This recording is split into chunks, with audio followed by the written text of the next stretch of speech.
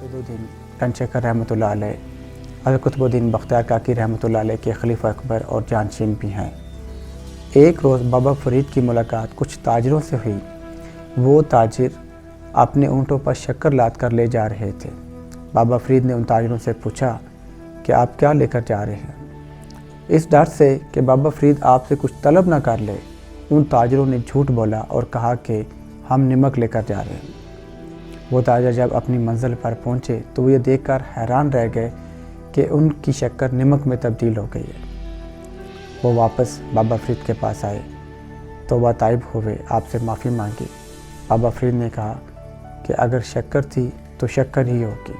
जब वो ताजर वापस अपनी मंजिल पर पहुँचे तो वे देखकर हैरान रह गए कि उनकी शक्कर जो थी वो नमक से वापस शक्कर में तब्दील हो चुकी थी। उस रोज़ से लोग आपको गंजशकर रहमतुल्लाह अलैह के नाम से पुकारने लगे। बचपन में एक बड़ी खूबसूरत रवायत है जो बाद में एक कहानी बन गई।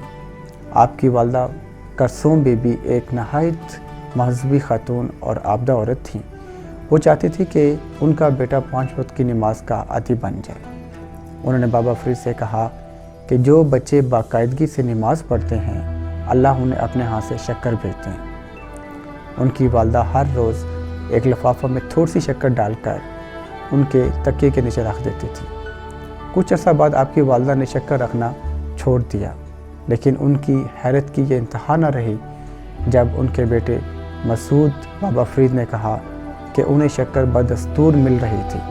आपकी वालदा ने पूछगछ की कि कहीं कोई और तो नहीं शक्कर रख के जाता, लेकिन जब उन्हें इस बात का इल्म हुआ और वो इस नतीजे पर पहुंची कि ये करामत किसी इंसान के ज़रिए से नहीं बल्कि अलवही वक्त सरजद हुई है, तो उन्होंने आपके नाम के साथ गंजशकर का नाम जोड़ दिया। इसमें है कि हज़रत बाबा फरीदुद्दीन गंजशकर रहमतुल्लाह अलैह मुसलसल रोज़े रखते रखते कमज़ोर हो गए। एक दिन वो अपने पीर हज़रत कुतुबुद्दीन बख्तियार काकी रहमतुल्लाह अलैह से मिलने उनके घर जा रहे थे कि आप सड़क से फिसल कर गिर पड़े और कुछ मिट्टी आपके मुंह में चली गई।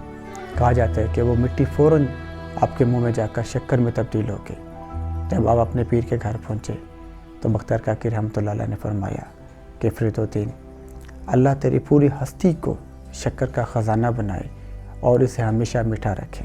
बाबा फरीद का असल नाम फरीदुद्दीन मसूद और लक़ब गंजशकर है। आप 1175 मुल्तान के नज़दीक कोटवाल में पैदा हुए। आपके दादा काजी शुएब अपने वक़्त के एक बहुत बड़े आलम थे। वो गौरियों के हमले के वक़्त काबुल से हिजरत करके कसूर से लाहौर और लाहौर से होते हुए मुल्तान आ गए। हुकूमत वक्त ने आपकी इल्मी फजीलत के बायस आपके दादा काजी शुएब को मुल्तान का काजी मुकर्रर कर दिया।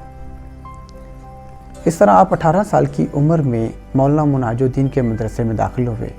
आपने कुरान, तफसीर, फ़िक़्ह, हदीस की तालीम हासिल की। एक रोज़ आप मदरसा की मस्जिद में किताब नाफ़े पढ़ रहे थे कि आपकी मुलाकात हज़रत बख्तियार काकी रहमतुल्लाह अलैह से हुई। आप हज़रत बख्तियार काकी रहमतुल्लाह अलैह की रूहानी अज़मत से इस दर्जा मुतासिर हुए कि आप उनके साथ दिल्ली चले गए। दिल्ली जाकर आपने मकामी मशाइख की मौजूदगी में हज़रत बख्तियार काकी रहमतुल्लाह अलैह से बैत हुए। बख्तियार काकी रहमतुल्लाह अलैह ने आपको एक हुजरा इनायत फरमाया जिसमें आप इबादत और रियाज़त फरमाते थे और गाह बगाए हज़रत पीर मुर्शिद हज़ूर बख्तियार काकी रहमतुल्लाह अलैह से मुलाकात भी करते थे। हज़रत बाबा फरीदुद्दीन रहमतुल्लाह अलैह मुसलसल 40 रोज़ तक चिल्ला काटते थे, यानी कि वो 40 दिन तक ख़ुद को कमरे में बंद करके खुदा के नाम का मुराक़बा करते, ज़ात का मुराक़बा करते थे। उनके बारे में कहा जाता है कि वो चिल्ला माकूस यानी कि उल्टा लटने की रियासत भी किया करते थे। हज़रत ख्वाजा मोइनुद्दीन चिश्ती रहमतुल्लाह अलैह अजमेर से दिल्ली तशरीफ़ लाए तो वो बाबा मसूद की रूहानी इस्तादात को देखकर इस दर्जा मुतासिर हुए कि उन्होंने बख्तियार काकी रहमतुल्लाह अलैह से कहा कि बख्तियार, तुमने एक ऐसे शहबाज को गिरफ़्तार कर रखा है जिसका मकाम सिदरतुल मुंतहा से भी आगे है। हज़रत बाबा फरीदुद्दीन मसूद गंजशकर रहमतुल्लाह अलैह की अज़मत का ये हाल था कि आपके 101 अलकाब मशहूर हैं। हज़रत बाबा फरीदुद्दीन गंजशकर रहमतुल्लाह अलैह ने कई मुल्कों और शहरों का सफ़र किया। आपने बुखारा, बगदाद, सिस्तान, खुरास्तान, निशापुर, कंधार, गज़नी, مکہ معظمہ اور مدینہ بھی گئے۔ آپ نے سلسلہ چشتیہ کے مشائخ اور مختلف عالم اور فاضل بزرگوں سے فیض حاصل کیا۔ آپ اپنے پیر و مرشد حضور خواجہ قطب الدین بختیار کاکی رحمۃ اللہ علیہ کی اجازت سے ہانسی چلے گئے۔ آپ نے ہانسی میں جا کر ہزاروں غیر مسلموں کو مسلمان کیا۔ بابا فرید الدین گنج شکر رحمۃ اللہ علیہ اپنے پیر و مرشد کے حکم سے ایک غیر آباد جگہ کا انتخاب کیا جسے اجودن کہا جاتا تھا۔ آج اجودن کا موجودہ نام پاک پتن شریف ہے۔ بابا فرید الدین گنج شکر رحمۃ اللہ علیہ نے باقی اپنی تمام زندگی کے سال پاک پتن میں گزارے۔ بابا فرید الدین گنج شکر رحمۃ اللہ علیہ پنجابی زبان کے اولین شاعر بھی ہیں۔ بابا فرید الدین گنج شکر رحمۃ اللہ علیہ ایک ایسی منفرد شخصیت ہیں کہ جس کا سکھ قوم بھی احترام کرتی ہے۔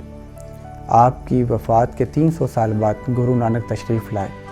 وہ آپ کا کلام سن کر بہت متاثر تھے۔ بابا فرید الدین گنج شکر رحمۃ اللہ علیہ وہ واحد مسلم صوفی ہیں کہ جن کا کلام سکھوں کی مہذب کتاب گرو گرنتھ صاحب میں درج ہے۔ امیر تیمور جیسا سفاک بادشاہ جس نے اپنے راستے میں آنے والے ہر شہر کو خون سے نہلا دیا، جب وہ اجودن پہنچا تو اس کے دل کو اتنا سکون آیا، وہ یہ دیکھ کر حیران تھا کہ یہ کون سی جگہ ہے۔ تو اسے پتہ چلا کہ اس جگہ پر حضرت بابا فرید الدین گنج شکر رحمۃ اللہ علیہ کا مزار ہے۔